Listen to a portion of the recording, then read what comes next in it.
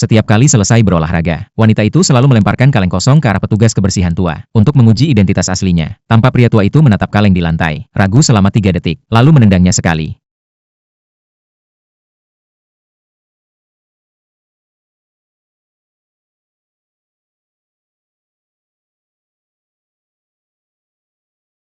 Formasi naga sejati yang tak terpecahkan selama 10 tahun, langsung hancur seketika. Begitu orang-orang menerima kabar dan datang ke lapangan, mereka semua terkejut dan gembira. Mengira dunia sepak bola kedatangan dewa bola baru. Saat mereka melihat ke puncak tiang bendera, semua langsung melongo. Tak menyangka orang yang memecahkan formasi hanya menggunakan kaleng kosong. Pemilik lapangan pun sadar, kalau bisa menemukan ahli ini dan membawanya bertanding mewakili keluarga, mereka pasti bisa mengalahkan tim Jepang. Ia pun langsung bertanya kepada petugas kebersihan, apakah tahu siapa yang menendangnya. Pria tua itu melirik kaleng di tanah, lalu mengatakan bahwa ia tidak tahu siapa yang melakukannya. Saat itu, seorang gadis kecil berlari keluar dan berkata bahwa yang menendang adalah petugas kebersihan itu. Namun tidak ada yang percaya padanya. Lalu murid utama dari pemilik lapangan berkata, petugas kebersihan itu hanyalah tukang bersih-bersih. Kemungkinan besar bahkan belum pernah menyentuh bola sungguhan. Apalagi sampai bisa memecahkan formasi legendaris. Melihat tidak ada yang mengklaim prestasi itu, niat buruk pun muncul di hati murid utama. Ia langsung berkata di depan semua orang bahwa dialah yang menendangnya. Orang-orang pun percaya begitu saja. Karena memang kemampuan bola murid utama itu yang paling menonjol di tim. Pemilik lapangan mendengar itu, langsung menelpon, memberitahu kabar baik ini kepada ketua asosiasi sepak bola. Ketua mendengar kabar itu, langsung gembira bukan main. Segera datang ke lapangan untuk melihat sendiri sang talenta. Namun dengan hati-hati, ia berkata ingin melihat kemampuan murid utama itu secara langsung. Sebelum tes dimulai, mereka pun memanggil 2 penjaga gawang legendaris, lalu menyatakan, siapapun yang bisa mencetak gol ke gawang mereka, dialah yang paling pantas menjadi kapten tim. Saat itu ketua menatap ke kerumunan, dan menyadari bahwa pria tua di hadapannya adalah orang yang pernah membantunya dulu, bahkan pernah memberinya sebuah bola. Refleks, ketua langsung menyebutkan namanya. Namun asistennya buru-buru berkata, itu hanya halusinasi karena terlalu lelah. Karena menurutnya mustahil seorang dewa bola bekerja sebagai petugas kebersihan, dan berada di tempat kecil seperti ini. Ketua pun mengangguk dan merasa itu masuk akal. Lalu dalam hati ia bertekad mencari dewa bola yang asli. Pertandingan pun dimulai. Satu persatu pemain tampil. Setelah beberapa kali serangan, bola justru terpental dan mengenai wajah sang ketua. Para staf langsung maju memarahi pemilik lapangan karena tidak mengatur pemainnya dengan baik. Tak lama kemudian, adik dari pemilik lapangan datang. Langsung berkata bahwa kakaknya telah membuat kekacauan di lapangan. Bahkan menuduhnya ingin menghancurkan nama baik keluarga. Pemilik lapangan pun tak berani melawan. Ia pun balik bertanya pada murid utama apa yang terjadi. Murid itu hanya bisa berdalih bahwa dirinya terlalu gugup. Orang-orang di sekitar pun langsung berkata, kalau kemampuan murid utama itu sebenarnya sangat buruk, dan mulai mencurigai pemilik lapangan ingin menyalahgunakan wewenang agar orang pilihannya jadi kapten. Ketua mendengar semua itu, langsung kecewa, dan langsung memutuskan untuk mendiskualifikasi murid utama. Adik pemilik lapangan melihat peluang, langsung mengusulkan agar anak sulungnya yang ikut bertanding. Orang-orang pun langsung memuji bahwa kemampuan anak sulung itu memang tak tertandingi. Melihat itu, gadis kecil langsung meminta pemilik lapangan untuk mengundang petugas kebersihan bertanding. Namun semua orang menolak dan berkata, petugas kebersihan itu sama sekali tidak bisa bermain bola. Tapi gadis kecil itu mengabaikan mereka, langsung berlari ke pria tua itu.